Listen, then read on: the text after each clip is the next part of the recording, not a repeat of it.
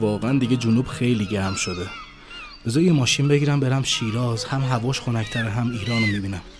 بذار اسنپ بین شهری بگیرم. چرا اینقدر صدا میدی؟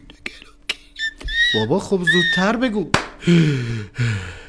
دست در نکنه. خب ماهی گنده تر دهنت ورم داری همین میشه دیگه. خداحافظ. کلاغ بود فکر مرغ دریایی. اسنپ پیدا شد. ماشین بتموبیل، اسم یه چیز سیاه.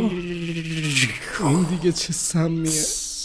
آقا خسته نباشید. ممنونم. جسارتا شما اسمتون یه چیز، فامیلیتون سیاه؟ نه من کلن یه چیز سیاه. میشه بیشتر توضیح بدین یه چیز سیاه چیه؟ من متوجه نمیشم. سیاه بودن یه رازه. من آدم رازداریم، فقط یه اسم بهم بگو. موچی میخوری؟ وای موچی، بله مرسی.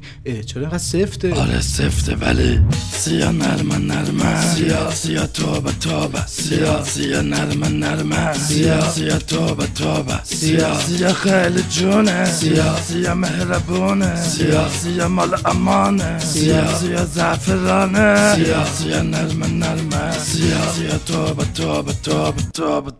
وایسا میگم برای چی موچی سفته؟ یعنی چی؟ خب برای آهنگه. تو نمیدونی موچی نقطه ضعف منه؟ داداش من اسنپم کافی شاپ سالا نیستم. نون سنگکای زندگیت بیاد شه. برای چی نون ما را آجر میکنی؟ موچیت هم میخورم چشت درآ. بابا موچی منو بده.